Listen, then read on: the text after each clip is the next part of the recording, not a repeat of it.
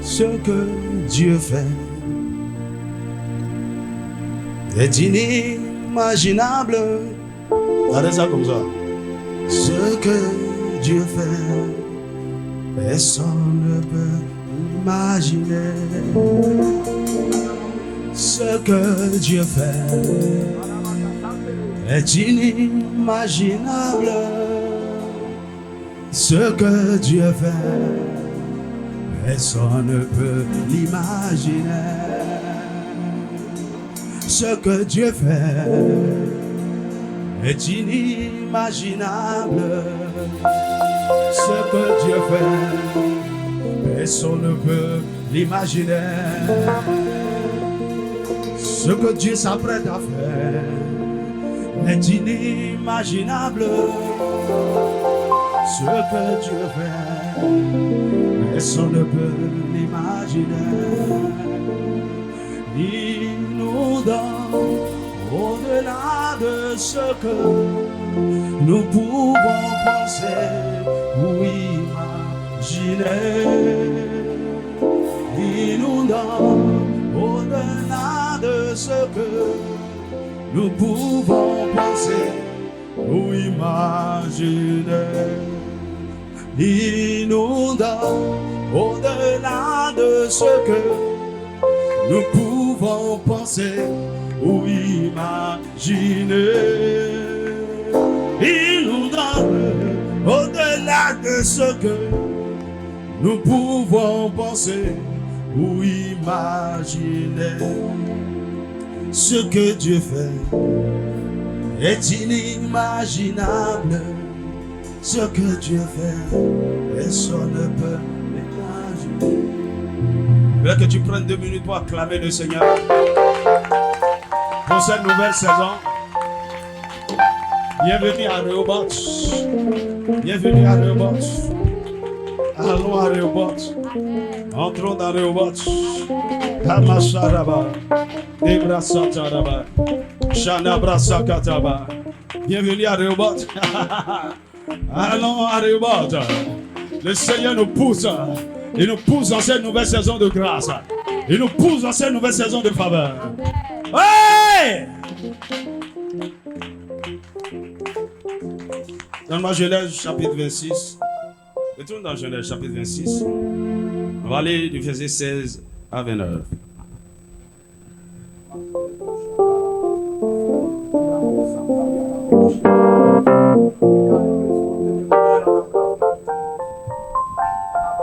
Alléluia. Retourne au verset 12. On va voir. Verset 12. Isaac sema dans ce pays et il recueillit cette année le centurion, car l'Éternel le bénit.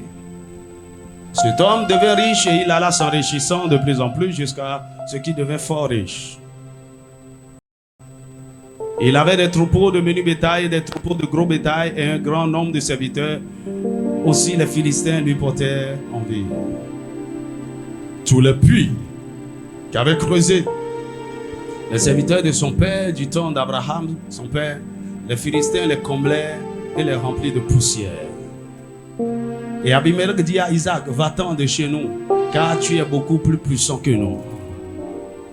Isaac partit de là et campa dans la vallée de Guérar où il s'établit. Isaac creusa de nouveau les puits d'eau qu'on avait creusés du temps d'Abraham son père et qu'avaient comblé les Philistins après la mort d'Abraham, et il leur donna les mêmes noms que son père leur avait donnés.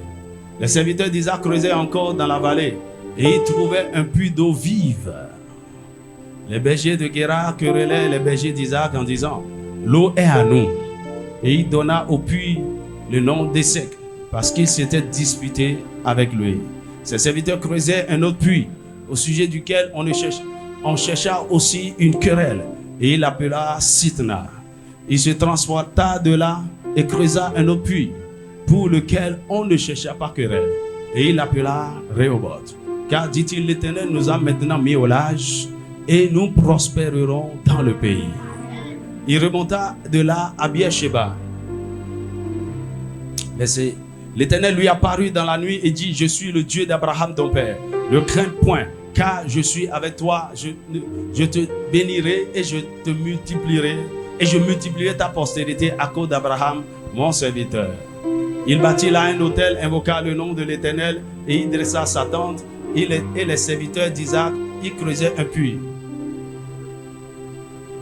Il y a un enfant qui fait le bruit. Abimelech vint de Guéra auprès de lui, avec Aouza, son ami, et Picol, chef de son armée. Isaac leur dit, pourquoi venez-vous vers moi, puisque vous me haïssez et que vous m'avez renvoyé de chez vous? Et répondit, nous voyons que l'Éternel est avec toi, c'est pourquoi nous disons qu'il y ait un serment entre nous et toi, et que nous fassions alliance avec toi. Jure que tu ne nous feras aucun mal, de même que nous ne t'avons point maltraité, que nous t'avons fait seulement du bien, et que nous t'avons laissé partir en paix. Tu es maintenant béni de l'Éternel. Isaac leur fit un festin, et ils mangeaient et burent. Ils se levaient de bon matin et se liaient l'un à l'autre par un serment. Isaac les laissa partir, et ils le quittèrent en paix. Ce même jour, les serviteurs d'Isaac vinrent lui parler du puits qu'il creusait. Il lui dit, nous avons trouvé de l'eau. Il l'appela Shiba. C'est pourquoi on a donné à la ville le nom de Beer-Sheba jusqu'à ce jour. Que Dieu bénisse sa parole. Tu peux l'acclamer. Alléluia. Tu peux t'asseoir dans sa présence. Quelque chose de merveilleux va t'arriver. Dis-moi un vrai amen. Je suis venu annoncer une saison. Dis avec moi, allons à Rehoboth. Dis-le encore, allons à Rehoboth.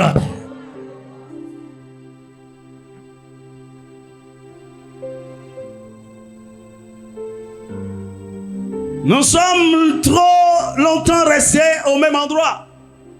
Tu as tourné trop longtemps en rond, sans direction. Mais la voix de Dieu te parle. La voix prophétique te parle ce matin. Il dit allons. C'est pas va. Allons. Nous allons tous nous déplacer d'ici. C'est une saison. Le Seigneur a préparé pour nous. Vous savez, la Bible déclare que Dieu fait toutes choses belles en son temps. Il y a des choses que vous désirez, vous priez pour ça. Vous avez même la révélation pour ça. Mais le temps de leur accomplissement n'est pas encore arrivé. Alors ça ne marchera pas. Je me rappelle, j'ai enseigné sur Rehoboth pour la première fois en 2016. Et ce matin, il m'a dit, ouais, tu voyais ça depuis 2016. Rehoboth. Et non. Même maintenant, c'est le moment. Dis-moi un vrai amen. Dis-moi un vrai amen. Donc, il y a des saisons favorables où Dieu nous amène à la porte.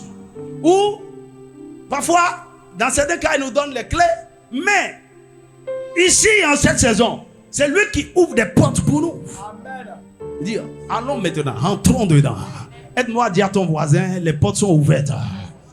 Allons, rentrons dedans. Allons à Rehoboth.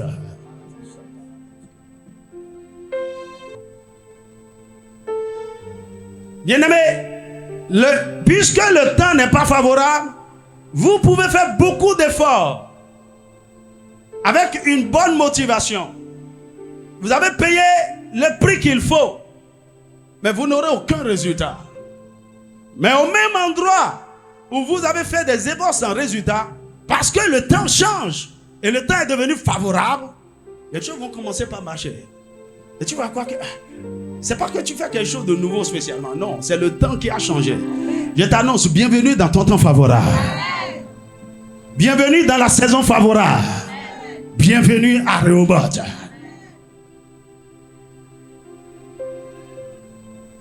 Bien-aimé, la marche chrétienne est comme un voyage constitué de différentes étapes de progression ou d'expérience, heureuses ou malheureuses. Aussi de batailles, de différentes batailles à différents niveaux. Avant que nous ne rentrions dans notre terre promise, avant de posséder notre héritage, avant de nous reposer, il y a un parcours. Dis-moi amen. Beaucoup d'entre nous, nous avons traversé des situations difficiles. Personnellement ou en tant que famille, ou en tant qu'entreprise, en tant que ministère, en tant que mission. On se demande parfois, mais qu'est-ce qu'on ne fait pas encore bien? Quand est-ce qu'on pourra rentrer vraiment dans cette plénitude? Quand est-ce qu'on réussit comme les autres? Quand est-ce qu'on pourra voir ce que Dieu est en train de faire avec les autres aussi? Mais rien ne se passe. Mais vous savez qu'il y a une promesse sur vous. Vous savez qu'il y a une prophétie. Vous savez que Dieu est avec vous. Il ne nous a pas abandonnés. Mon ami, dans ce cas, il faut persévérer.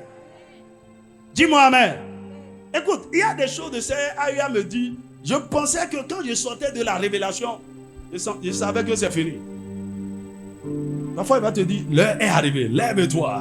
J'ouvre devant toi, tu vois quoi que quand tu vas sortir là maintenant, les choses vont se passer. Mon ami, il est en train de parler dans sa dimension de l'éternité. Un jour il m'a dit, l'heure est arrivée pour la manifestation de cette vague de gloire. Pour cette génération et la génération future. Des multitudes viendront. Il n'y aura pas de place pour les contenir. Lève-toi, ma main est... Joue là.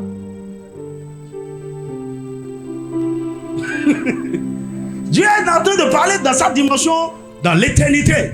Et ce qu'il est en train de dire, l'heure est arrivée là, mon ami. C'est vrai, dans l'éternité, c'est l'heure. Parce que Dieu, il a une vue panoramique. Il voit tout now. Now. Maintenant. Maintenant, toi, ce qu'il est en train de dire là, quand il regardait du haut des cieux, tu es à un point A. Et du point A au point B, où Dieu voyait la chose, il y a une distance, pas de quelques kilomètres, de quelques années. Et tu dis quoi? Mon ami, c'est quoi? Il ne faut pas être frustré. Et le Seigneur m'a fait grâce de quelque chose. Mon ami, j'essaie de m'encourager moi-même. Tu n'as pas besoin de me dire, hey, pasteur, ça va aller. Il y a de l'espoir. Mon ami, j'essaie de m'encourager. Je sais me fortifier dans le Seigneur et de continuer. Moi, ça ne va pas aider. Je ne comprends pas. Tu as parlé, non? Tu as dit, non? Mais ce qui vous encourage et vous aide à continuer, c'est le travail que Dieu est en train de faire avec vous, en vous. Au fond de vous, vous-même, vous savez que quelque part, vous n'êtes pas encore prêt pour la chose. Qu'il y a une transformation, qu'il y a quelque chose qui vous manque. Alors donc, puisque vous êtes encore à son école, l'école de la transformation, l'école de la reformation, faites-lui confiance. Et laissez la prophétie au prophète. Il va l'accomplir en son temps. C'est pourquoi il a dit, si elle tarde, attends-la, car elle s'accomplira. Elle s'accomplira certainement. Bien-aimé, tu as longtemps attendu. Et rien ne s'est passé. Mais je suis venu t'annoncer par une voix prophétique que notre saison est arrivée. Oh, mission de l'aigle, notre saison est arrivée. Pour que nous rentrions à Rehoboth. Notre Rehoboth. Dis-moi amen. Et à partir de ce matin, je vois ce peuple dans un désordre. Dis-moi un vrai amen.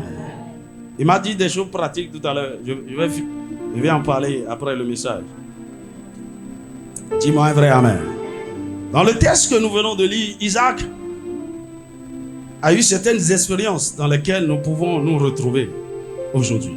Comme Isaac, nous sommes aussi des enfants de la promesse ou les enfants d'alliance par la foi en Jésus-Christ. La Bible dit d'ailleurs dans Galates chapitre 4, verset 28 à 29, Galates chapitre 4, verset 28 à 29, il dit, pour vous, frères, comme Isaac, vous êtes enfants de la promesse. Comme Isaac. Et de même qu'alors, celui qui était né selon la chair persécutait celui qui était né selon l'esprit, ainsi en est-il encore maintenant. Est-ce que tu as compris quelque chose? Il dit, tu es Isaac. Nous sommes l'enfant de la promesse. Et nous sommes nés, c'est nous qui sommes nés par l'esprit. Mais il y a aussi celui qui est né par la chair. Au temps d'Isaac, il y avait Ismaël, qui est né par la chair. Donc, lorsque nous venons au Seigneur, il y a ces deux natures qui opèrent en nous et qui nous combattent. Comme il y a un conflit entre Isaac et Ishmaël, aujourd'hui, dans notre vie, la vie des Isaac d'aujourd'hui, il y a un conflit entre ce qui est né de l'esprit et ce qui est né de la chair. Et aussi longtemps que la chair est vivante, aussi longtemps que nous ne sommes pas séparés de la chair, aussi longtemps que nous négocions avec la chair, Isaac n'ira pas de l'avant. Parce qu'à un moment donné, Sarah a dit, non, non, non. Cet enfant ne va pas arrêter avec mon fils. Fais-le sortir. Qu'il aille loin. Qu'il aille, mon ami, l'esprit et la chair ne vont pas hériter ensemble. Qu'il aille loin. Et Abraham dit, ah, c'est mon fils, non, c'est mon fils. Dieu lui dit, fais ce que Sarah, ta femme, t'a dit. Éloigne, éloigne. Mon ami, tout le mystère de la transformation se trouve là. C'est la séparation de ton esprit avec la chair. Pour que tu entres dans la transformation, dans l'état où tu parviens à la version où la promesse de Dieu peut s'accomplir. Dis-moi amen. Donc c'est normal qu'il y ait des choses qui nous combattent. Quand bien même que nous portons de grandes visions, de grandes promesses, qu'il y a une prophétie sur notre vie, et Dieu rappelle ça tout le temps. C'est normal. Dis-moi amen. Et parlons d'Isaac. La Bible nous dit que qu'il y avait une famine dans le pays. Et Isaac voulait descendre en Égypte. Il voulait aller à Guéra. Il voulait quitter Guéra pour aller en Égypte. Mais Dieu lui dit non, il ne faut pas aller en Égypte. Reste ici dans le pays, là où il y a la famine. Mon ami, c'est là où beaucoup de gens passent à côté des bénédictions, des plans de Dieu pour leur vie. Heureusement que Dieu lui a parlé. Sinon, il allait passer à côté de la manifestation de la bénédiction qui était sur lui. Ce n'est pas parce que tout est dur, tout est compliqué que tu dois changer. Tu changes d'activité, tu changes de commerce, tu changes d'école, tu changes de filière, tu changes de ministère. Dis-moi amen. Il y a un pasteur que j'avais connu ici. Actuellement, il est apôtre. Avant, il était évangéliste. Peu de temps après, il est devenu pasteur. Et après encore, il est maintenant apôtre. Je ne l'ai pas surpris tout à l'heure, il va voir prophète des nations. Madame, si vous n'avez pas la révélation de là où vous serez distrait. Satan va vous perturber de plusieurs manières. Et là où Dieu voudrait que vous attendez, vous soyez là. Parce qu'il a un travail à faire avec vous. Vous avez quitté là. Et vous cherchez. Mon ami, le Seigneur m'a fait une grâce. Si j'ai appris à entendre sa voix, et s'il ne dit pas bouge, je ne bouge pas. Il m'a appris à patienter. Écoute-moi bien, il y a beaucoup de choses que je peux faire dans lesquelles on peut engager la mission. Le Seigneur m'a fait grâce pour ça. Il y a des dons pour ça. Il y a la connaissance pour ça. Beaucoup de choses. Bon, vous n'avez aucune idée. Depuis des années, je suis en formation. Depuis.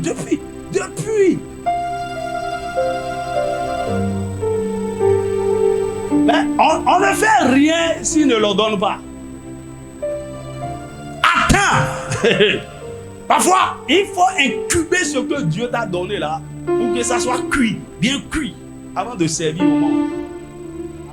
Dis-moi un vrai amen. Reste là où Dieu t'a dit de rester. Ne sois pas agité. Dieu dit, tout le monde est en train d'aller. Tout le monde est en train de fuir.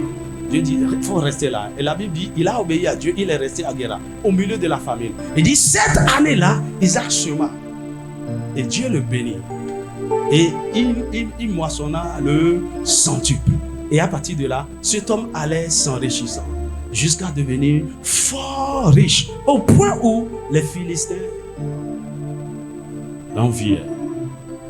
Dis-moi amen. On rentre dans ce genre de bénédiction par l'obéissance. Dis-moi un vrai amen. Fais attention. Écoute, surtout quand il s'agit des décisions qui vont déterminer ta destinée, fais attention. Si tu n'es pas sûr, demande du conseil. On va t'aider. J'ai un mardi de faire ceci. Et puis c'est fini. J'ai un mardi de faire ceci. Et puis ça, c'est fini. Tu es parti pour toujours. Dans cet égard, tu ne peux même plus revenir. Tu es perdu. Ou Dieu veut que tu partes, mais ce n'était pas le bon moment. Et toute bonne chose que vous faites au bon moment, au mauvais moment, c'est mauvais. Que le Seigneur te parle. Dis-moi un vrai amen. Je dis que le Seigneur te parle aujourd'hui. Isaac a obéi. Mais il y a quelque chose. La Bible dit que Dieu l'a béni au point où sa bénédiction a suscité des ennemis. Écoute, si ce que Dieu fait avec toi ne suscite pas encore d'envie, de jalousie, de guerre, Dieu ne fait encore rien. Les Philistins l'enviaient. Le roi même lui a dit, sors de chez nous, va-t'en, car tu es plus puissant que nous. Comment un seul homme peut-il être plus puissant qu'une nation? Le Seigneur amène quelqu'un dans cette dimension. Ça veut dire quoi? Un homme peut être aussi une nation. Un homme peut être aussi une institution.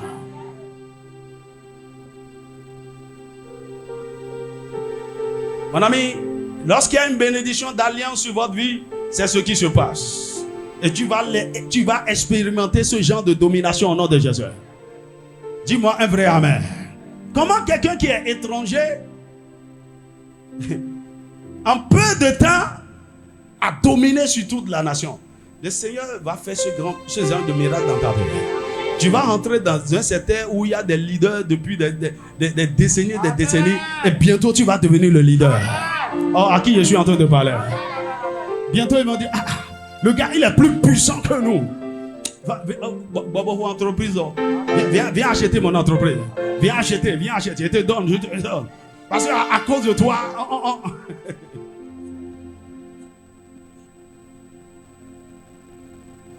je vois des géants, des puissants, des Isaac se lever ici. Dans le monde des affaires, dans le monde des médias, de l'éducation, de l'agriculture, de l'économie, de la santé, de la politique, de l'art, du sport, de la culture, dans l'église, pour dominer. Et les gens diront de toi, tu viens d'arriver et déjà tu nous as dépassés. Tu es plus fort que nous. Reçois ces grâces au nom de Jésus. Reçois ces grâces au nom de Jésus. C'est ce que Dieu veut faire pour cette mission. On nous méprise. Oh, les batailles, là, au bord de la voie, là. L'église peut vider flingue. Ok, il n'y a pas de problème. Je vous le dis, on va dominer. On va. Ce que Dieu est en train de préparer ici. Le jour, ça va exploser. Ah! Ils étaient où? Mon ami, on est là il y a longtemps. Hein? On gémissait dans le secret il y a longtemps.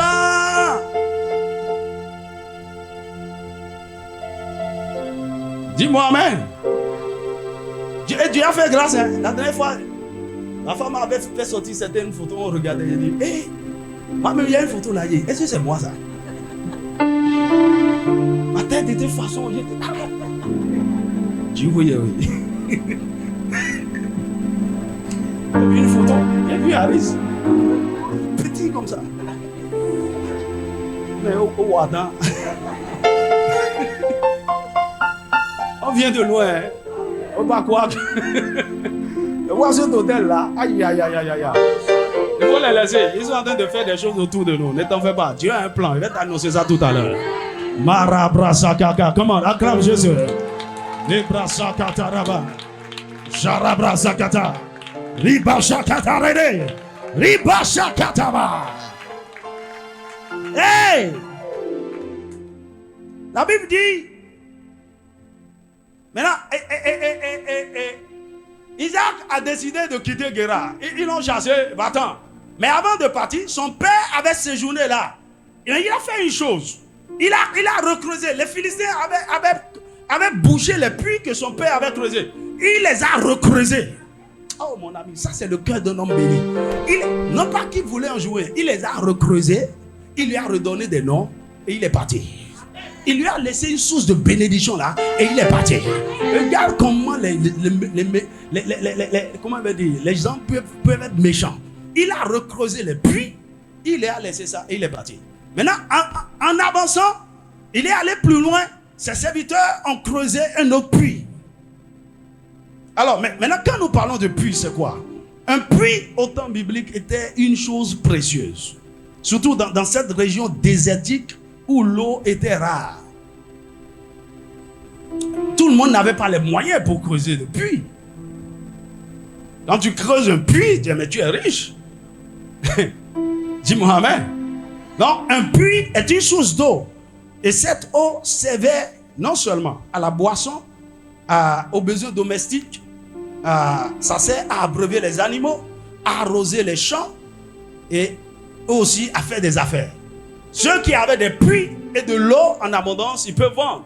C'est comme chez nous. Ouais. Il y a des quartiers. Aujourd'hui, quand on venait, il y avait beaucoup de gens alliés avec bassines sur la tête.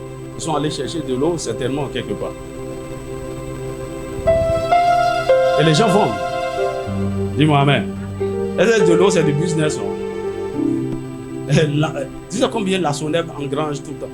C'est quelque chose de naturel, mais parce qu'ils ont trouvé un moyen pour traiter ça. Bon, c'est traitement, on va appeler. Ils ont trouvé un moyen quand même pour amener ça chez nous. Tu utilises l'eau là, tu payes. Dis-moi amen. Je vois quelqu'un avoir une compagnie d'eau privée aussi. Voilà, si tu vends de l'eau, tu vas attendre. Tout le monde a soif. Aujourd'hui, tout à l'heure, on va sortir. Tu vois, tout le temps, je bois. L'eau est une bénédiction. Dis-moi un vrai amen. Non, je peux imaginer qu'Abraham, en son temps, parce qu'il avait plusieurs puits, il faisait du business de l'eau. Surtout, quand les animaux devaient boire, les animaux buvaient dans le désert beaucoup. Alors, pour résumer, un puits est une source de vie et une source de grande bénédiction. Donc, combler les puits était synonyme de bloquer les canaux de bénédiction de quelqu'un. Bloquer les canaux de bénédiction. Et c'est ce que Satan fait. Il va bloquer. Quand il sait que il y a une bénédiction qui peut venir à toi par ce canal, il va bloquer. Quand il sait que lorsque tu vas traverser cette porte, tu vas rentrer dans quelque chose, il va bloquer. Et beaucoup d'entre nous, Dieu a préparé différents puits pour nous, autour desquels nous devons nous reposer et jouir et puiser de la grâce de Dieu. Et Dieu va positionner autour d'un grand puits. Dis-moi un vrai amen. Alors, aujourd'hui, sur le plan spirituel, selon les Écritures, l'eau représente la parole de Dieu. L'eau représente le Saint-Esprit. L'eau représente l'onction. L'eau représente les bénédictions spirituelles que Dieu déverse sur nous. Dans ce sens, nous devons savoir que nous avons aussi des puits spirituels que l'ennemi essaiera de boucher. Et ces puits-là sont les plus importants, les puits spirituels. Un puits spirituel peut être une révélation dans la parole. Un puits spirituel peut être ta connexion à un homme de Dieu particulier. Un puits spirituel peut être le fait que tu sois planté dans un ministère. Dis-moi amen. Donc il y a aussi des puits spirituels. Et là, l'ennemi va essayer de les boucher ou de te déconnecter de ça, afin de t'empêcher d'avoir accès à la bénédiction qui est cachée là. Dis-moi amen. En réalité, la guerre spirituelle que le Seigneur nous appelle à mener, le combat de la foi que le Seigneur nous appelle à mener, est une guerre pour défendre et pour déboucher nos puits. Déboucher, protéger les puits de bénédiction que Dieu nous a donnés. Le puits de bénédiction peut être le travail de quelqu'un, l'entreprise de quelqu'un. Le puits de bénédiction peut être l'épouse de quelqu'un. L'épouse de quelqu'un. Fais attention, que le Seigneur ouvre tes yeux et tu ne sois pas orgueilleux. Dis amen. Si ton est une source de... je sais que je suis un puits. Une puits intarissable de révélation, de connaissance. Si tu t'assois auprès de moi, tu vas boire. Mais cette eau n'est pas pour tout le monde. Mais si tu as la révélation que Dieu t'envoie pour boire là, assieds-toi, assieds-toi. Dis-moi un vrai amen. Je suis venu t'annoncer que tout puits de bénédiction que tes ennemis avaient fermé sera débloqué en cette saison au nom de Jésus. Au tout puits de bénédiction dont on t'a déconnecté, la miséricorde de Dieu va te reconnaître. La Bible nous dit, après avoir quitté Guéra et arrivé dans la vallée, Isaac a fait creuser d'autres puits. Ça, c'est un homme béni. Oh, que le Seigneur t'amène dans cette dimension. Je suis plus puissant que vous, c'est vrai. C'est vrai. Je vais partir, mais je vais vous faire du bien. Vous avez bouché, vous avez besoin de ces puits, vous les avez bouchés. Je vais les déboucher pour vous, mais je m'en vais.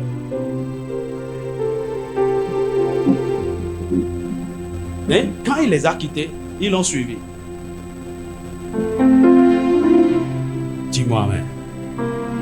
Et la Bible nous dit, au verset 19, dans la vallée, les serviteurs d'Isaac creusaient encore dans la vallée et ils trouvaient un puits d'eau vive. Waouh! Ici, ce n'est pas n'importe quel puits. Un puits d'eau vive. C'est-à-dire quoi? Ils sont tombés sur une source souterraine. Ça, c'est rare hein, dans le désert. Donc, un puits d'eau vive est une rivière souterraine. Ce qui était rare ou impossible dans cette région. Mais cela a été possible à cause de la bénédiction qui était sur Isaac. Je te vois découvrir, faire des exploits là où les gens pensent que rien de bon ne peut sortir du Bénin. Dis-moi un vrai amen. Oh, mets ta main droite sur ta tête. La bénédiction de Dieu enfante des idées créatrices, enfante des révélations, des découvertes, des innovations. Dans le nom puissant de Jésus.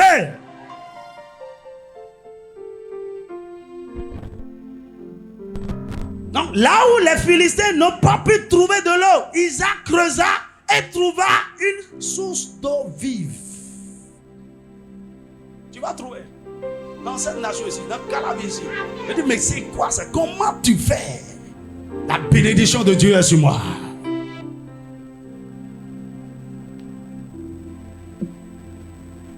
Tu vois, la question que je peux poser, c'est quoi? Pourquoi les Philistins eux-mêmes ne pouvaient pas creuser des puits et laisser Isaac tranquille? Mon ami, eux-mêmes, ils avaient creusé. Mais ils n'ont pas trouvé l'eau. Dis-moi amen. Parce qu'ils n'ont pas la révélation, la direction. Dis-moi un vrai amen.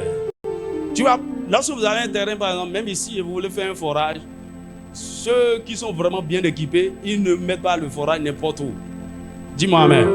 Il doit sonder le terrain. Et avec des appareils, il peut détecter là où il peut facilement tomber sur l'eau. Isaac avait cet instrument-là. Dis-moi amen. C'est pourquoi les Philistins, ok, non, on peut pas creuser et trouver de l'eau. Mais si tu creuses, on va prendre. Si tu creuses, on va combattre ça. Dis-moi amen. C'est pourquoi quelqu'un a une idée et ça commence par marcher. Tout le monde veut faire, tout le monde veut faire. Mais je prie pour toi. Il y a quelque chose que Dieu va te donner. Personne ne peut copier. Personne ne peut imiter. Dis-moi un vrai amen.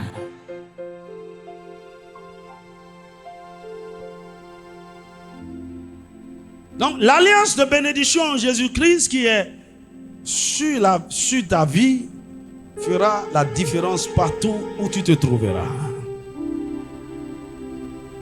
Et je te vois porter du fruit maintenant au nom de Jésus. La Bible dit, lorsqu'ils ont trouvé l'eau, les serviteurs, les Philistins sont venus. Pour cette première percée, pour cette première victoire, après avoir quitté le pays des Philistins, lorsqu'ils ont trouvé l'eau, les Philistins sont venus. Ils ont dit, cette eau est à nous. Ils ont commencé une querelle. Un homme béni ne discute pas des choses comme ça. Écoute, lorsque la bénédiction est sur toi, ta bénédiction n'est pas liée aux choses matérielles. Il ne faut pas discuter les choses matérielles. C'est ma maison, c'est mon donne ça. C'est mon terrain. Ah, tu vas rembourser. Il y a des choses qu'il faut laisser. David dit, Isaac s'est déplacé. Il faut le laisser ça. David dit, il a appelé ce puits-là Essek. Essek qui veut dire dispute, contestation ou puits de querelle. Certainement, il y avait eu certainement beaucoup de querelles, de disputes, de contestations suscitées par tes ennemis à cause de certaines percées que tu as eues dans le passé, à cause de ton succès. Le Seigneur m'a dit, lorsque vous êtes venu ici, Calavi, de façon chose à, et vous avez pris cette maison ici, c'était Essek. Des disputes, des contestations, c'est pour nous. Comment? C'est un étranger. Quand il vient dans notre territoire, il veut posséder. Mon ami, lorsque Dieu vous envoie, nous sommes citoyens de toute la terre. Dis-moi un vrai amen. Je prie pour toi à partir de maintenant. Tu ne vas plus perdre des bénédictions. Il y a des choses autour desquelles il y avait des querelles. Et tu as laissé ça à l'ennemi. À partir de maintenant, ce temps est révolu. Le Seigneur t'accorde la grâce de préserver ce qu'il t'a donné. Ils viendront nombreux pour te chercher querelle encore. Mais ça ne marchera pas.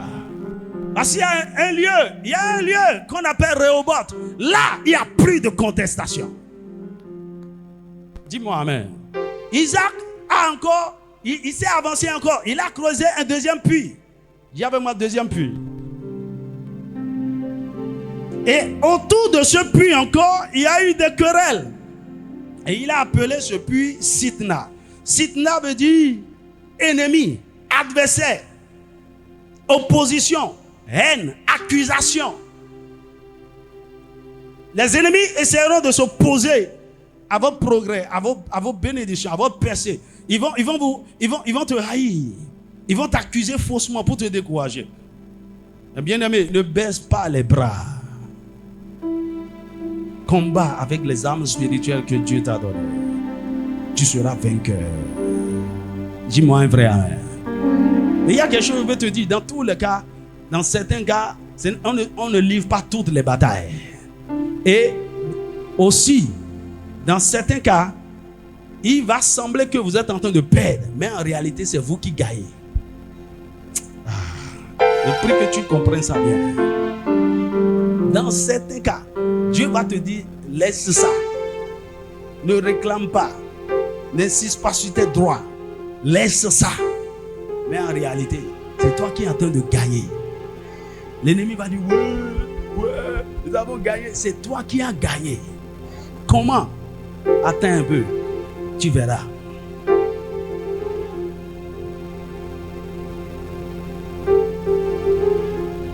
Là, c'est une révélation que le Saint-Esprit m'a donnée récemment. Il dit, avec moi parfois, tu vois, quand Hérode voulait tuer Jésus, le fait que l'ange de l'Éternel vient dire à Joseph, prends l'enfant et fuis, c'est comme si ici ils ont perdu la bataille. Non. Dieu leur a épargné une guerre inutile. Dis-moi amen. Dans certains cas, Dieu ne veut pas que vous combattez. Il veut que vous réservez votre énergie. Peut-être vous allez recevoir même des balles perdues, des blessures, des cicatrices inutiles. Or, il y a de plus grands combats devant vous qui arrivent. Que le Seigneur te donne la sagesse. Mais peu importe, s'il y a des choses, l'ennemi a récupéré, il s'est opposé à toi. Le Seigneur est en train de t'amener à Rehoboth. Dis-moi un vrai amen. C'est pourquoi la Bible dit que lorsque le Seigneur ouvre des portes, 1 Corinthiens chapitre 16, verset 9, il dit qu'il y a une porte grande et d'un assez efficace m'est ouverte et les adversaires sont nombreux. Ils sont nombreux. Ils vont vous combattre, ils vont vous arracher des choses. J'avais ce contrat, j'avais ceci, j'avais... Je ne sais même pas ce qui s'est passé, tout a été mélangé tout à coup. Mon ami, ne t'en fais pas. Le Seigneur est toujours dans la bague. Maintenant, il y a une bonne nouvelle. Dis avec moi une bonne nouvelle. Je te dis, l'ennemi peut te combattre, mais il y a un temps, il y a une saison où même Satan est fatigué. Tes ennemis sont fatigués. Et je te vois rentrer dans cette saison où ils sont fatigués. Cet homme fort, ce sorcier dans la maison de ton père, il vient d'être fatigué spirituellement. Et depuis 15 ans, franchement.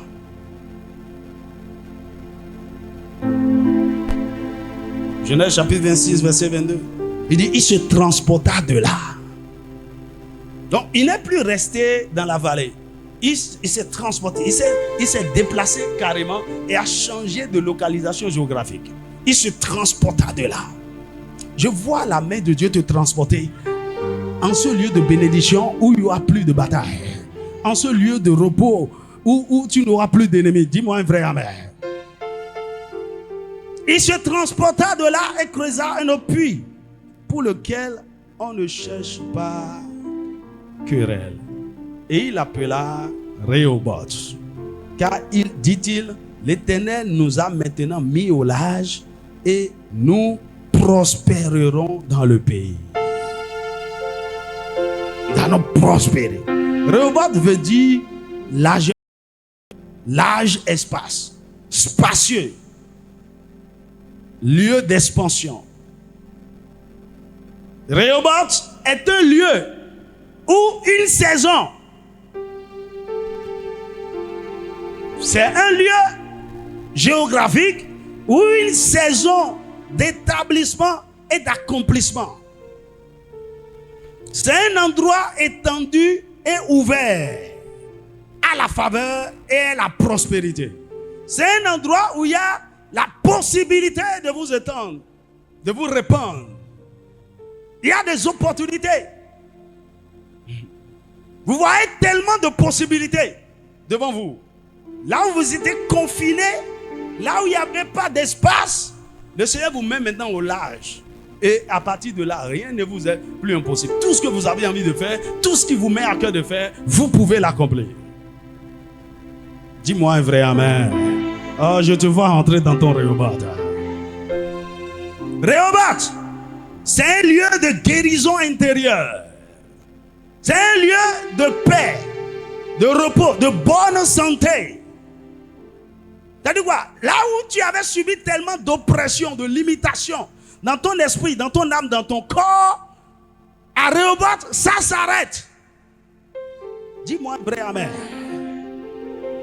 Donc c'est un lieu de guérison. Le Seigneur guérit ton âme. Il restaure ton âme. Il te donne la paix. Il te donne la bonne santé.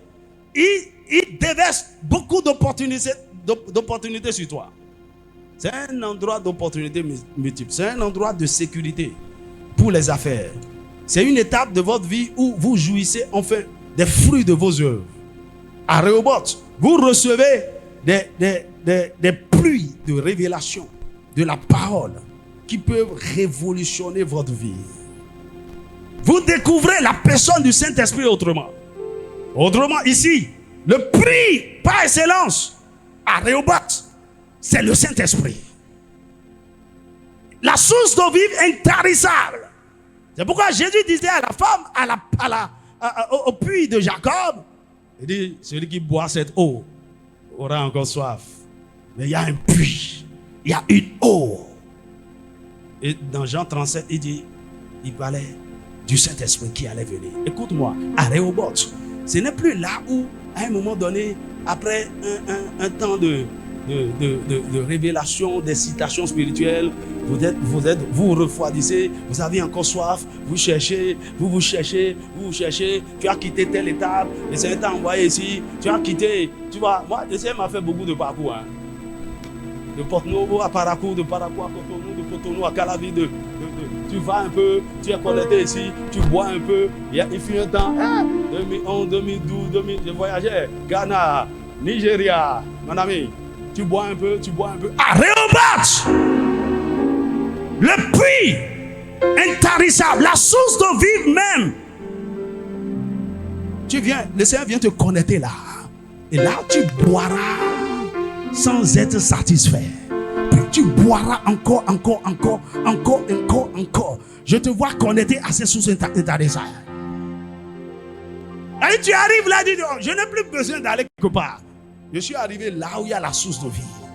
Je suis arrivé enfin dans la communion, dans la révélation, dans cette dimension où la profondeur appelle la profondeur. J'ai creusé en Dieu dans l'intimité jusqu'à ce que je suis rentré dans le domaine des eaux vives, des eaux souterraines. Je ne bois plus à la surface. Maintenant, je bois à satiété. Je suis connecté à la source intarissable. Donc, le Saint-Esprit commence par il est libre. Vous êtes connecté. Vous rentrez dans toutes les dimensions, dans tous les affluents du Saint-Esprit. Il est le fleuve, mais il a plusieurs affluents pour rentrer dans toutes ces dimensions. L'onction coule sur vous. Les révélations coulent d'une manière inhabituelle pour des percées surnaturelles. Des bénédictions spirituelles descendent abondamment du ciel dans tous les domaines de votre vie. Autrement dit, vous vivez désormais sous un ciel ouvert. À Rehoboth. Votre territoire est toujours fertilisé. Il y a des cultures de saison et de contre-saison. Et là où il dit, vous êtes plantés près d'une source d'eau. Et il dit, porte du fruit, pas seulement en sa saison, mais en tout temps.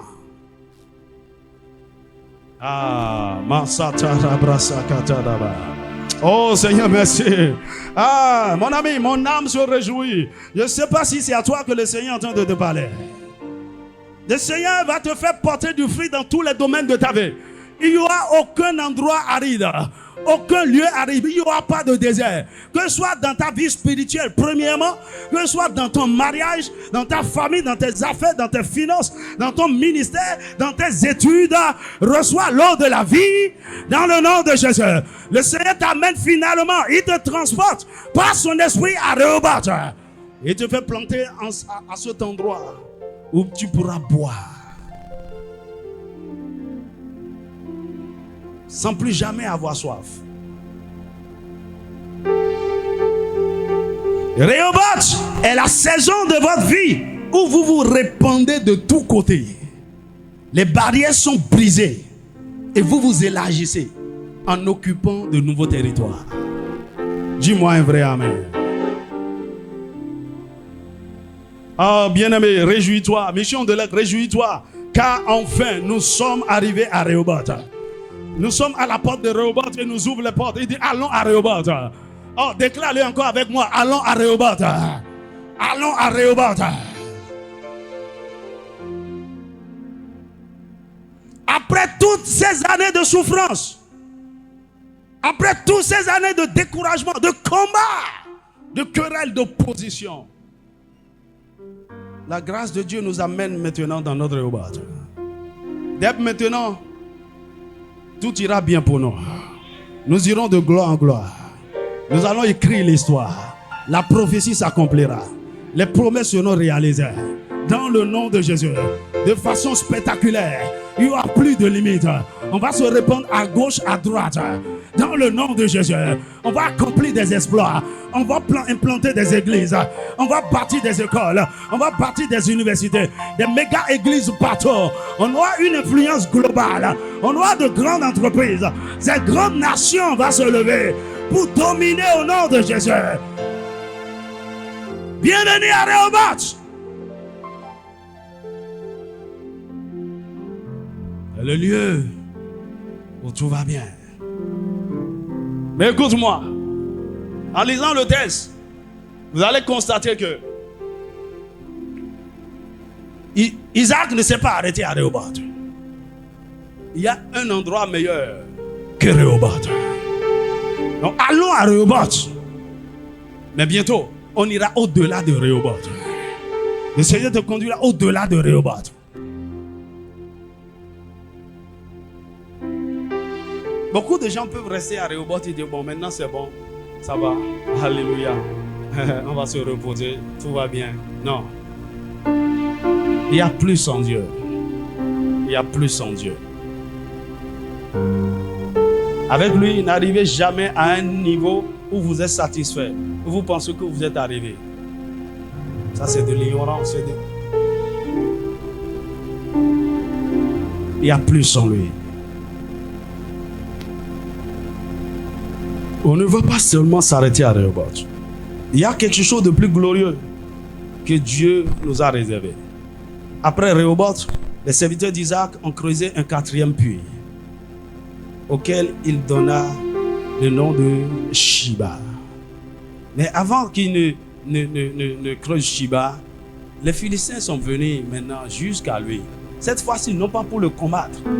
Ils ont dit, nous savons que Dieu est avec toi. Tu es béni de Dieu.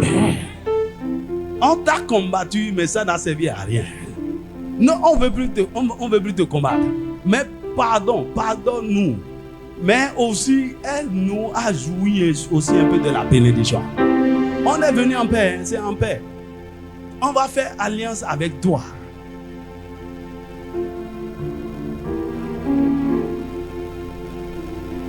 Mon ami, tu vas voir ce qui va se passer. Il y a des gens qui étaient nos ennemis qui nous combattaient, ils vont s'associer. Ah, parce que nous, on savait que Dieu était avec toi, on savait que Dieu t'appelait. Non, on était juste de loin, on observait. Mais on priait pour toi, hein? On priait.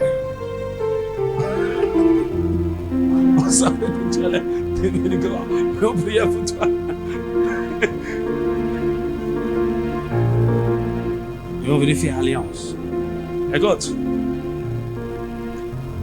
le Seigneur veut utiliser cette mission pour l'unité du corps de Christ dans cette nation. Il y a un grand réseau de serviteurs de Dieu qui sont nos croyants, d'une manière extraordinaire. C'est pourquoi il nous prépare, il nous a conduits à travers beaucoup de choses que nous faisons dans le secret.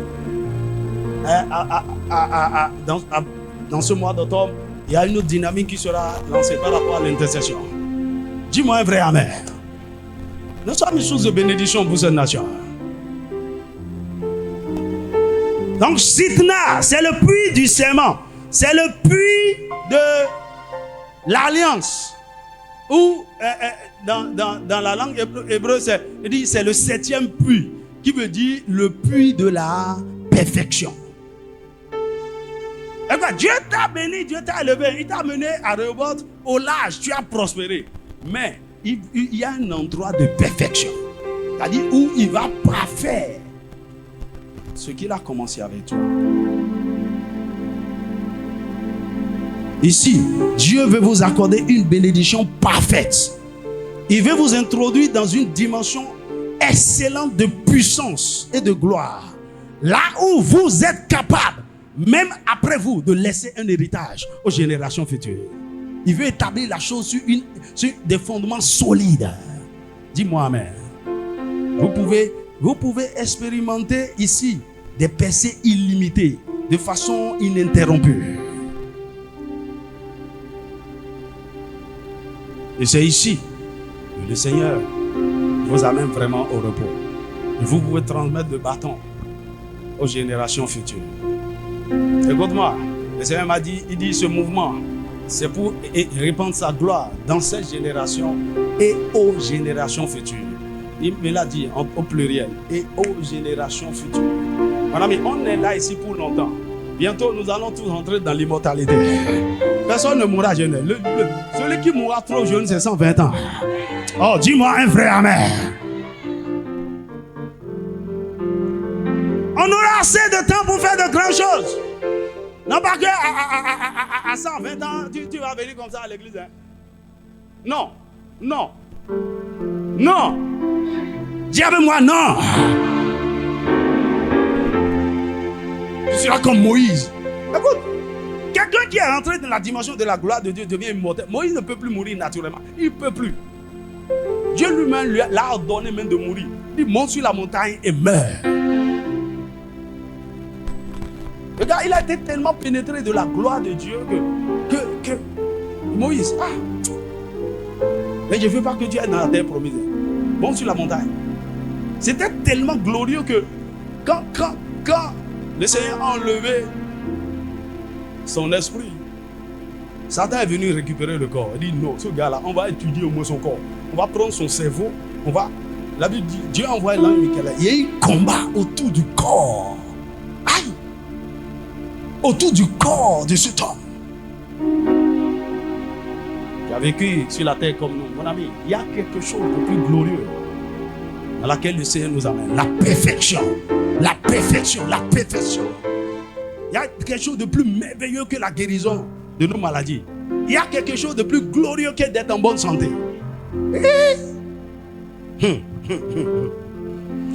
C'est ici, à Sidna, à Shiba, que vos ennemis d'hier reconnaîtront la présence et la puissance de Dieu dans votre vie. Et ils viendront s'allier à vous pour la paix. Et ils n'ont pas le choix. Vous avez même le pouvoir, l'autorité de les détruire.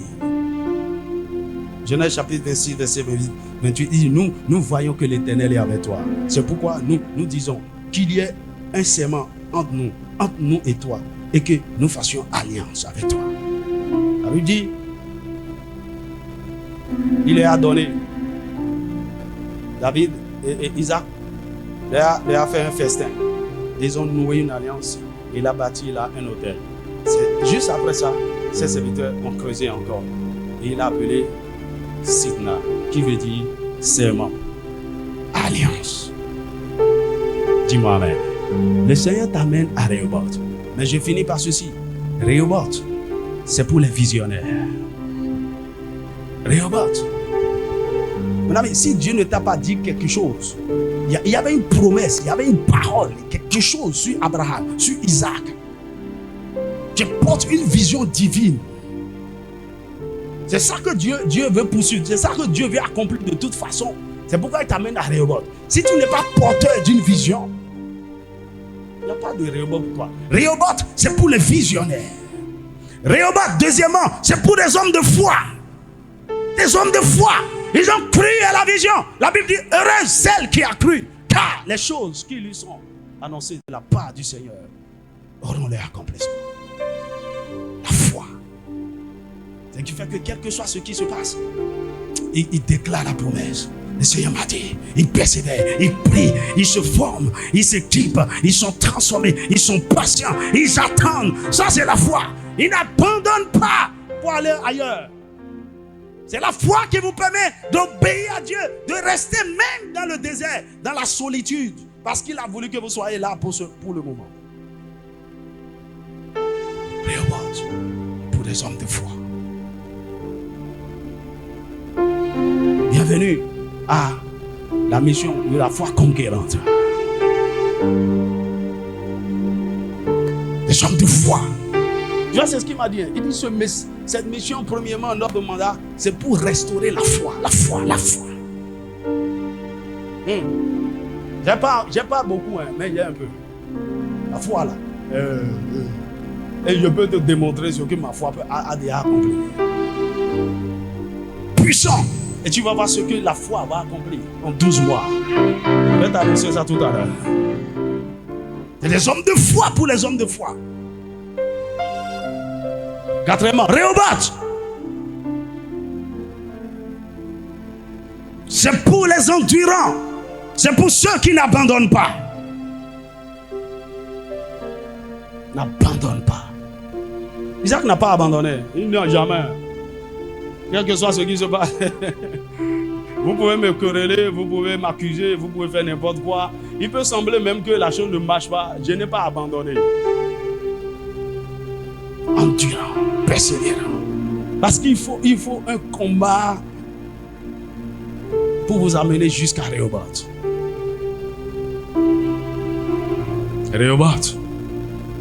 Quatrièmement, c'est pour ceux qui sont conduits par le Saint-Esprit. C'est pour ceux qui sont conduits par le Saint-Esprit. C'est lui qui va t'amener de Guéra à Essek, de Essek à Sidna, et de Sidna à Shiba. Conduit par le Saint-Esprit. Conduit par le Saint-Esprit. C'est lui qui va te conduire et t'amener dans cette saison de Rehoboth. C'est lui qui te dira, voici le lieu, là où tu dois prospérer. Sinon, comment sauras-tu que tu es à Rehoboth, ou bien que tu es en train d'entrer dans la saison favorable à Rehoboth? Le Saint-Esprit, ceux qui sont conduits, qui ont une sensibilité au Saint-Esprit, qui peuvent entendre sa voix, qui peuvent discerner sa volonté et aussi obéir. Seigneur, nous allons te bénir. pour cette saison. Et je suis venu t'annoncer, peuple, famille des aigles, la grande nation de Dieu, la nation, une nation consacrée à Dieu, une nation de vrais adorateurs, une nation des intercesseurs, une nation des fils de Dieu manifestés. Je vous annonce, les portes sont ouvertes. C'est notre saison, c'est notre Rehoboth. Allons à Rehoboth. Le Seigneur a déjà préparé un lieu pour nous et il nous conduira là. Il y a une saison, il y a une porte de 12 mois ouverte devant nous pour des choses extraordinaires. Et ce que Dieu est en train de faire pour cette famille de façon globale, c'est aussi pour ta famille en particulier. C'est aussi pour toi en tant qu'individu. Bienvenue à Rehoboth. Mieux, tu ne t'arrêteras pas là. Il nous amène à Rehoboth, mais nous voyons au-delà de Rehoboth. Il te conduira, il nous conduira dans le repos total. C'est la saison des percées surnaturelles. C'est la saison de la manifestation de la gloire de Dieu dans ta vie. C'est la saison de la domination. C'est la saison où certaines batailles vont s'arrêter naturellement. Bienvenue à Rehoboth. Allons à Rehoboth. Masokate rebrakata. Comment soit béni le Seigneur. Rebrashakata rabrase. Nebashikete nebrosikata rabrasete. Nishakata rabrasota librasa. Nishikete nebrasota rabrasekete. Yabroshakata nabrishakete liba. Ishekete nebrasota na. Ishakata nabrosakata nebrasikete. Ah, thank you Lord. Remashakata. Ah, que ton cœur soit rempli d'action de grâce. Ah, mashakata rabakataka. Que ta bouche proclame la bonté de Dieu. Remashakata raba. Makashakatama. Quelle grâce de nous conduire jusqu'à ce moment, jusqu'à cette porte, jusqu'à cette saison. Seigneur, reçois la gloire.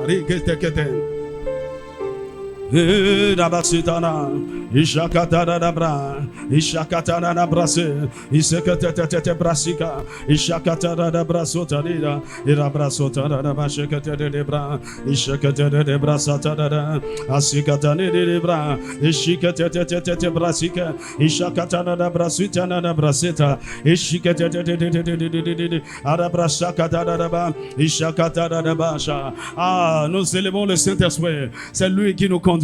C'est lui, nous l'élevons, nous le magnifions. C'est lui, l'eau d'eau vive. C'est lui qui devient la fontaine en nous. C'est lui qui nous arrose. C'est lui qui nous accorde une grâce exceptionnelle, une notion particulière pour cette saison. Ah, Seigneur, merci pour la grâce. Ta grâce qui nous a permis de traverser, de supporter, Seigneur, tous ces temps de douleur, de souffrance, tous ces temps de persécution, de querelle, de dispute. Oh Dieu de gloire, que ton nom soit célébré. Merci de nous avoir amenés jusque-là. Mais, Père, sois exalté, sois exalté, sois exalté, sois exalté, sois exalté. Shakaba.